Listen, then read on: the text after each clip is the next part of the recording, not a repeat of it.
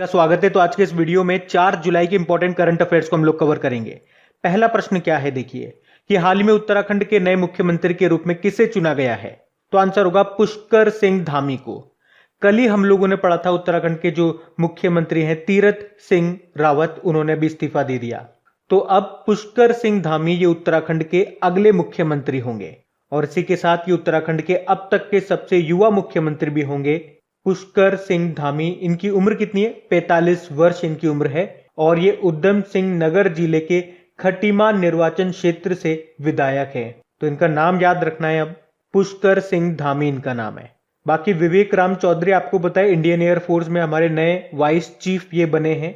Narendra Batra international hockey federation के दोबारा से अध्यक्ष बने और मेघा राजगोपालन भारतीय मूल की पत्रकार हैं ये, जिन्होंने 2021 के लिए पुलित्जर पुरस्कार जीता है इंटरनेशनल रिपोर्टिंग कैटेगरी में।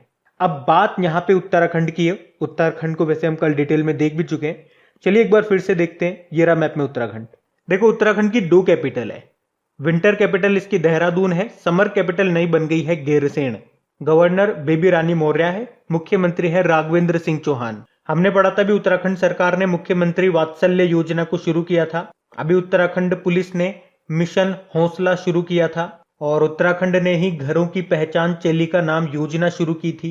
उसके अलावा महिलाओं को पति की पैतृक संपत्ति में अधिकार देने वाला देश का पहला राज्य भी आपका उत्तराखंड है।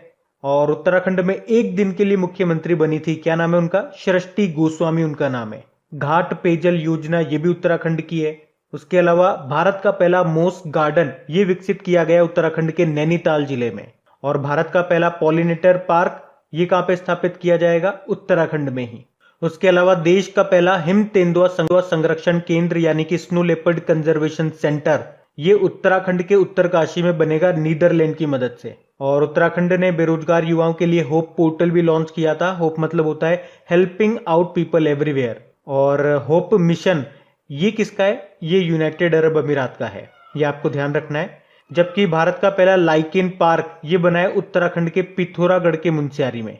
यहाँ पे आपको राजाजी टाइगर रिजर्व मिल जाएगा, जिम कॉर्बेट टाइगर रिजर्व आपको यहाँ पे मिल जाएगा। और भारत का सबसे ऊंचा डैम ये है टिहरी डैम, जो कि किस नदी पे बना हुआ है? भागीरथी नदी पे बना हुआ है। ये भी मिलेगा आपको उत्तराखंड में। बढ़ते हैं आगे। फिर बताइए अभी हाल ही में किसे टोक्यो पैरालंपिक में भारतीय दल का ध्वजवाहक नामित किया गया है? तो आंसर होगा मरियप्पन थंगावेलु को। तो पैरा हाई जंपर हैं ये मरियप्पन थंगावेलु और इनको 24 अगस्त से शुरू होने वाले टोक्यो पैरालंपिक में भारतीय दल का ध्वजवाहक नामित किया गया है। अच्छा, इनका नाम तो आपने पहले भी कई बार सुन रखा होगा। कब? जब 2020 में राजीव गांधी खेल रत्न पुरस्कार से इनको सम्मानित किया गया था। वैसे 2020 में तो 5 खिलाड़ियों को राजीव गांधी खेल रत्न पुरस्कार मिला था। 5 के नाम आपको पता है क्या? देखो पता होने चाहिए। रोहित शर्मा क्रिकेटर है, याद रखना। विनेश फोगाट पहलवान है, रेसलर है। Manika Batra table tennis player है। रानी रामपाल हॉकी प्लेयर है। और ये मरियप्पन थंगावेलु हाई जंपर है, पैरा हाई जंपर है। तो इनके नाम ध्यान रखना। अब यहां पे 1-2 पॉइंट मैं आपको और बता रहा हूं, ध्यान से सुनना। अगर आपसे प्रश्न पूछा जाए कि टोक्यो ओलंपिक के लिए क्वालिफाई करने वाले भारतीय नौसेना के एथलीट कौन बन गए, तो इनका नाम है MP जाबिर। ये 400 मीटर बाधा दौड़ में हिस्सा लेंगे। उसके अलावा अगर आपसे पूछा जाए कि टोक्यो ओलंपिक में क्वालिफाई करने वाली पहली महिला तैराक कौन बन गई है, तो इनका नाम होगा माना पटेल। तो ये 2 क्वेश्चन मैंने आपको एक्स्ट्रा बताए हैं, इनको अलग कराने की जगह मैंने आपको इसी क्वेश्चन में करा दिया। तो एक क्वेश्चन में अब मैंने आपको 3 क्वेश्चन करा दिए, तो आपको इनको ध्यान रखना है। और देवेंद्र झाझरिया का नाम भी याद रखना है। ये जेवलियन थ्रोवर हैं और ये पहले भारतीय पैरालंपिक खिलाड़ी है जिन्होंने 2 गोल्ड जीते हैं पैरालंपिक्स में। कुछ और इंपॉर्टेंट नाम मैं आपको बताता हूं, 2-3 नाम, वो आप ध्यान रखना।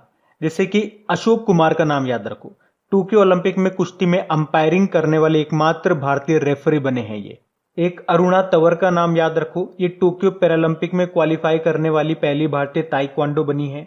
एक कर्मलेश्वरी का नाम याद रखो, ओलंपिक में पदक जीतने वाली पहली भारतीय महिला वेटलिफ्टर हैं ये।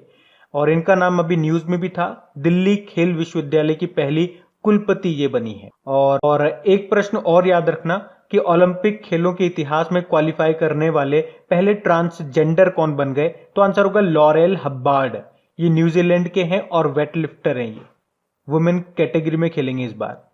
इंटरनेशनल ओलंपिक कमेटी की बात करेंगे, इसका हेडक्वार्टर लुज़ेन स्विट्जरलैंड में है। इसके अध्यक्ष हैं थॉमस बक। बाकी टोक्यो ओलंपिक की बात है तो इसके मैस्कोट याद होने चाहिए आपको, शुभंकर, मिराइतोवा और सोमाइती। सोमाइती पैरालंपिक का है। बढ़ते हैं आगे। और हाँ गाइस, देखिए जुलाई का महीना स्टार्ट हो चुका है, तो जून के महीने में जो भी इंपॉर्टेंट डेज आप लोगों ने पढ़े हैं और जो भी उन डेज की इंपॉर्टेंट थीम है वो आपको याद होनी चाहिए, क्योंकि आप ये मान के चलिए डेज और उनकी थीम से रिलेटेड एक क्वेश्चन किसी भी एग्जाम में आप पकड़ लीजिए, एक क्वेश्चन तो आपका पक्का पूछा जाता है। तो इसके लिए इसका एक डिटेल्ड ऑडियो मैंने बना दिया है, तो आप उस ऑडियो को सुन लीजिए, जिससे कि आप एक साथ जून महीने के सारे इंपॉर्टेंट डेज और उनकी थीम को रिवाइज कर सकते हैं। तो उस ऑडियो का लिंक मैंने आपको नीचे डिस्क्रिप्शन में दे दिया है। डिस्क्रिप्शन बॉक्स में जैसे ही आप देखेंगे ऑडियो रिवीजन करके एक लिंक दिया हुआ है, और उस लिंक पे जैसे ही आप क्लिक करेंगे तो वो ऑडियो आप सुन सकते हैं। और जब आप उस ऑडियो रिवीजन वाले लिंक पे क्लिक करोगे तो आपको मेरी एक ऑडियो प्रोफाइल मिलेगी, उस पर फॉलो का ऑप्शन आएगा, जिस पर आप क्लिक करके मुझे फॉलो कर लीजिए, जिससे कि इस टाइप की इंपॉर्टेंट ऑडियोज आपको मिलती रहे। और हाँ, आज इस वीडियो का हम लोग टारगेट रखते हैं 20,000 व्यूज का। तो अगर आपको ये वीडियो अच्छा लगता है, हेल्पफुल लगता है, तो इसे अपने दोस्तों के साथ में शेयर जरूर करना। अभी हम बढ़ते हैं आगे। फिर बताइए, अभी हाल ही में किसने फसल बीमा जागरूकता अभियान की शुरुआत की है? तो आंसर होगा नरेंद्र सिंह तोमर ने। तो कब शुरुआत होती है फसल बीमा जागरूकता अभियान की? अभी 1 जुलाई 2021 को। किसने शुरुआत की है? हमारे कृषि मंत्री नरेंद्र सिंह तोमर ने। तो आपको बताए 2023 को आजादी के 75 वर्ष पूरे हो रहे हैं हमारे, और उसी के लिए एक महोत्सव है अमृत महोत्सव, और उसी महोत्सव का एक हिस्सा है ये अभियान। और इसका मुख्य उद्देश्य क्या है? प्रधानमंत्री फसल बीमा योजना के बारे में लोगों को जागरूक करना। बाकी ये जो प्रधानमंत्री फसल बीमा योजना है, इसकी शुरुआत कब हुई? इसकी शुरुआत होती है 13 जनवरी 2016 को। और इसमें प्रीमियम की राशि भी आप ध्यान रखना, जैसे कि रबी की फसल के लिए कितनी है? 1.5%, खरीफ की फसल के लिए है 2%, और बागवानी फसल के लिए है 5%। अच्छा देखो, किसानों से रिलेटेड कुछ और योजनाएं जो हमने न्यूज में पढ़ी है, एक बार देखते हैं। एक योजना है कृषक सम्मान निधि योजना, जिसे आप लोग बोलते हो किसान योजना, जिसमें साल में 2-2 हजार रुपए करके 3 किस्तों में पैसे दिए जाते हैं, मतलब टोटल 6,000 रुपए दिए जाते हैं किसानों को। ये योजना कब शुरू हुई थी? किसान योजना 24 फरवरी 2019 को। और कहां से? गोरखपुर से। और इसी योजना के लिए टॉप सिटी कौन सा रहा? आंध्र प्रदेश का अनंतपुर, ये शीर्ष पे रहा है। अभी पश्चिम बंगाल ने भी एक योजना शुरू की थी, मतलब फिर से रिलॉन्च किया उसे, नाम है कृषक बंधु योजना। और रिलॉन्च करने में क्या अलग किया? जो पहले पैसे दिए जाते थे उसको डबल कर दिया, यानी कि पहले इसमें 5,000 रुपए दिए जाते थे, अब दिए जाएंगे 10,000 रुपए। बाकी मृदा स्वास्थ्य कार्ड योजना, ये कब शुरू होती है? 19 फरवरी 2015 में। कहां से? राजस्थान के श्रीगंगानगर जिले के सूरतगढ़ से इसको शुरू किया गया। सॉइल हेल्थ कार्ड स्कीम, इसकी थीम है स्वस्थ धरा खेत हरा। और अभी कल ही हम लोगों ने पढ़ा है कि केंद्र सरकार ने किसानों को खेती और मौसम से संबंधित जानकारी उपलब्ध कराने के लिए एक एप्लीकेशन को भी लॉन्च किया। उसका नाम क्या है? आत्मनिर्भर कृषि ऐप। और अभी आंध्र प्रदेश ने एक साल्ट कार्यक्रम भी शुरू किया था, उसका संबंध तो वैसे एजुकेशन से है, लेकिन फिर भी आप उसको ध्यान रखना। बढ़ते आगे। फिर बताइए, हाल ही में देश का first movable fresh water tunnel aquarium की स्थापना कहां पे की गई है? तो आंसर होगा बेंगलुरु में। तो ये है देश का पहला movable fresh water tunnel aquarium, जिसे कहां पे बनाया गया है? बेंगलुरु रेलवे स्टेशन में। और किसके तर्ज पर बनाया गया? तो अमेजन नदी के तर्ज पर इसको बनाया गया। इसमें आपको जब टनल के अंदर जाओगे तो काफी सारी मछलियां, काफी सारे पौधों की प्रजातियां देखने को मिलेंगी। ये टनल की जो लंबाई है, ये 12 फीट लंबा टनल है, और अंदर जाने की इसमें फीस भी रखी है, मात्र 25 रुपए एंट्री फीस है। और इसे किसके तर्ज पे बनाया गया? अमेजन नदी के तर्ज पे बनाया गया। अमेजन नदी आपको मिलेगी साउथ अमेरिका में। अच्छा, आप तो एक प्रश्न का जवाब दीजिए कि भारत की पहली अंडर वाटर मेट्रो कौन सी है? कोलकाता मेट्रो। किस नदी के नीचे? हुगली नदी के नीचे। और वैसे भारत की पहली मेट्रो यही है, कोलकाता मेट्रो, जो शुरू हुई थी 1984 में। और इसी तरह से आपको याद होगा, लखनऊ का जो 4 बाग रेलवे स्टेशन है, वहां पे भारत का पहला हेल्थ एटीएम भी शुरू हुआ था, जहां पे जो पैसेंजर हैं वो 50 और 100 रुपए में 16 तरह की अपनी जांच करवा सकते हैं, और रिपोर्ट भी उनको 10 मिनट के अंदर मिल जाएगी।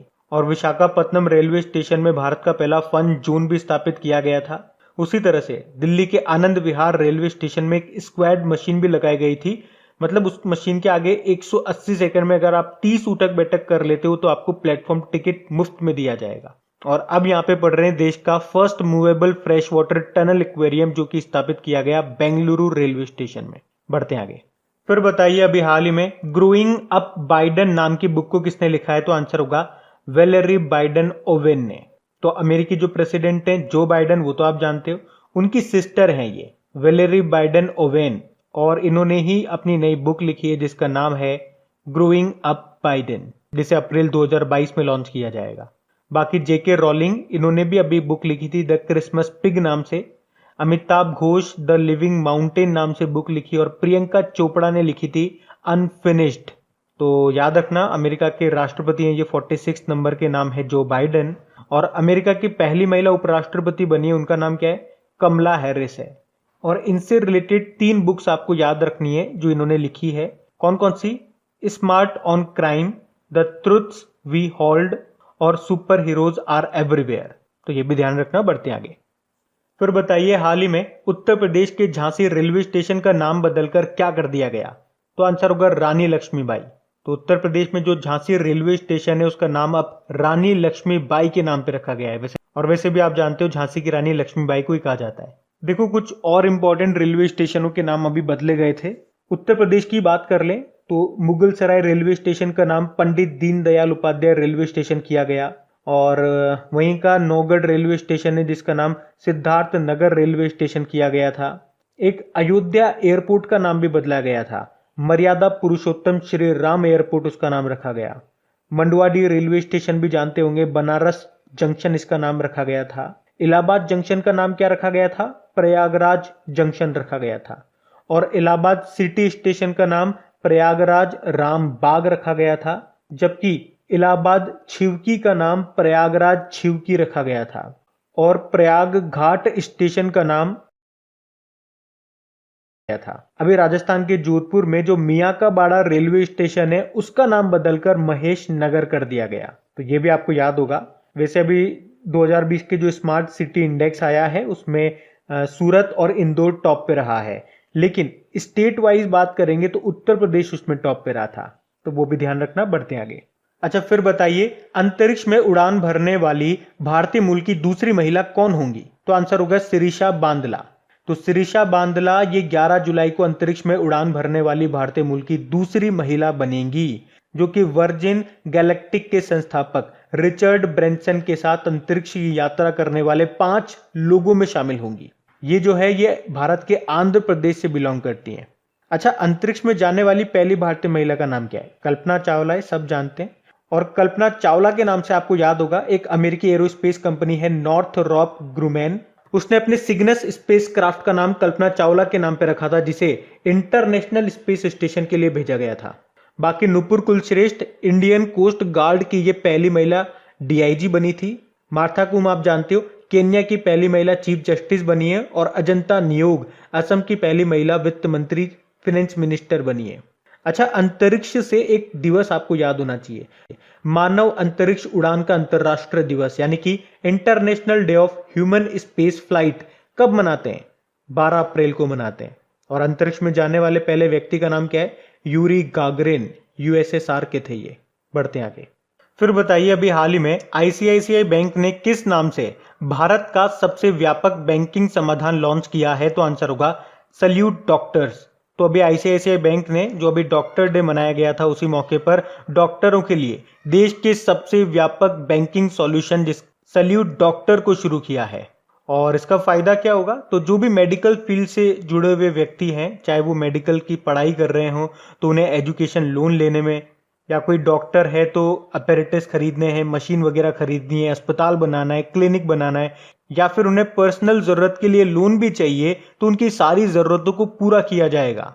साथ ही उन्हें कई तरह के ऑफर भी दिए जाएंगे। अब ये शुरू किया आईसीआईसीआई बैंक ने। अच्छा आईसीआईसीआई का मतलब क्या होता है? Industrial credit and investment corporation of India. इसका हेडक्वार्टर मुंबई में है, एमडी सीईओ है संदीप बख्शी। टैगलाइन क्या होती है? हम मेहनत ख्याल आपका। उसके अलावा याद रखना आईसीआईसीआई बैंक ही ये विश्व का अभी दूसरा और एशिया का पहला बैंक बना है स्विफ्ट जीपीआई इंस्टेंट सुविधा को शुरू करने वाला। उसके अलावा एमएनसी कंपनियों के लिए इनफाइनाइट इंडिया नाम से एक ऑनलाइन प्लेटफॉर्म भी इसने लॉन्च किया था। उसके अलावा किसानों की क्रेडिट योग्यता का आकलन करने के लिए सैटेलाइट डेटा का उपयोग करने वाला ये पहला बैंक बना है। और युवाओं के लिए देश का पहला व्यापक बैंकिंग कार्यक्रम शुरू किया था आईसीआईसीआई बैंक माइन नाम से। बढ़ते आगे। फिर बताइए हाल ही में किसने Nathuram Godse the true story of Gandhi's assassin नाम की बुक को लिखा है? तो आंसर होगा धवल कुलकर्णी ने। तो महात्मा गांधी जी की हत्या करने वाले नाथुराम गोडसे के जीवन और उनके अज्ञात पहलुओं, विचारधाराओं और प्रेरणाओं के बारे में बताया गया है इस बुक में, जिसे लिखा है धवल कुलकर्णी ने। ये मुंबई के एक पत्रकार हैं और इस बुक का नाम है Nathuram Godse the true story of Gandhi के हत्यारे। इसे 2022 में लॉन्च किया जाएगा वैसे। बाकी Tahira Kashyap Khurrana the 7 sins of being a mother नाम की बुक को लिखा। Amartya Sen home in the world नाम की बुक को लिखा। Salman Rushdie languages of truth essay 2003 to 2020 नाम की बुक को लिखा। बढ़ते आगे। फिर बताइए अभी 1 जुलाई 2021 को अभी एसबीआई ने अपनी कौन सी वर्षगांठ मनाई है? तो आंसर होगा 66th। देखो आपको याद होगा सबसे पहले 1806 में बैंक ऑफ कोलकाता आया, फिर 1840 में बैंक ऑफ बॉम्बे आया, फिर 1843 में बैंक ऑफ मद्रास आया, फिर 1921 में तीनों को मिलाकर के बना दिया गया इंपीरियल बैंक ऑफ इंडिया। और आजादी के बाद एक समिति बनती है गोरेवाला समिति, और उसकी सिफारिश पर 1 जुलाई 1955 को इंपीरियल बैंक का राष्ट्रीयकरण कर स्टेट बैंक ऑफ इंडिया की स्थापना की गई। और उसी कारण से आज हम एसबीआई की 66th एनिवर्सरी मना रहे हैं। एसबीआई का हेडक्वार्टर मिलेगा आपको मुंबई में। इसके चेयरमैन कौन है? दिनेश कुमार खारा है। अच्छा ये बताओ तो कि नाबार्ड की स्थापना किस समिति की सिफारिश पे हुई थी? कई बार एग्जाम में ये प्रश्न रिपीट होता है, तो याद रखना शिव रमन समिति। स्थापना कब होती है इसकी? 12 जुलाई 1982 में, हेडक्वार्टर मुंबई में है। और आरबीआई की स्थापना किस समिति की सिफारिश पे हुई थी ये पूछेंगे तो यंग हिल्टन आयोग की सिफारिश पे। कब? 1 अप्रैल 1935 में। ये तो आपको याद होगा ही। बढ़ते आगे। फिर बताइए अभी हाल ही में किसे कार्नेगी कॉरपोरेशन के द्वारा नामित 2021 ग्रेट इमिग्रेंट्स यानी कि महान प्रवासी की सूची में शामिल किया गया? तो आंसर होगा गीता गोपीनाथ और कमलेश लुल्ला को। तो इनको तो आप जानते हैं, आईएमएफ इंटरनेशनल मॉनेटरी फंड की चीफ इकोनॉमिस्ट हैं ये गीता गोपीनाथ, और ये नासा के वैज्ञानिक हैं कमलेश लुल्ला, जो कि भारतीय मूल के हैं। और अभी इन्हें 34 प्रवासियों के साथ अमेरिका की एक नॉन प्रॉफिट ऑर्गेनाइजेशन है कार्नेगी कॉरपोरेशन ऑफ नेटवर्क, उसी के द्वारा नामित 2021 ग्रेट इमिग्रेंट्स की सूची में इनको शामिल किया गया है। तो ये जो कार्नेगी कॉरपोरेशन संस्था है ये हर साल उन प्रवासी नागरिकों को सम्मानित करता है जिन्होंने अपने योगदान और कार्यों के माध्यम से अमेरिकी समाज और लोकतंत्र को समृद्ध और मजबूत किया है। और इस बार सम्मानित किया जा रहा है गीता गोपीनाथ और कमलेश लुल्ला को, तो इनके नाम याद रखना। बढ़ते आगे।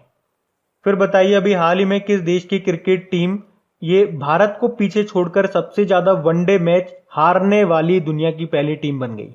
मतलब हारने में भी नंबर 1 आ गई है। तो आंसर होगा श्रीलंका। तो श्रीलंका ये वनडे क्रिकेट में सबसे ज्यादा मैच, कितने मैच? 428 मैच हारने वाला देश बन गया है। श्रीलंका के बाद भारत का ही नंबर है इस मामले में, ये दूसरे स्थान पे आता है 427 मैच के साथ। मतलब अभी तक भारत ही नंबर 1 था। और तीसरे पे पाकिस्तान है 414 वनडे मैच हारने वाला। तो अब बात करेंगे कल के वीडियो में पूछे गए प्रश्न के उत्तर की। तो कल के वीडियो में आपसे क्या पूछा था? हाल ही में जारी वैश्विक साइबर सुरक्षा सूचकांक 2020 में भारत किस स्थान पे रहा? तो आंसर होगा 10वें स्थान पे। इसमें टॉप पे रहा था यूएसए। आप सभी ने प्रश्न का बिल्कुल सही उत्तर दिया है।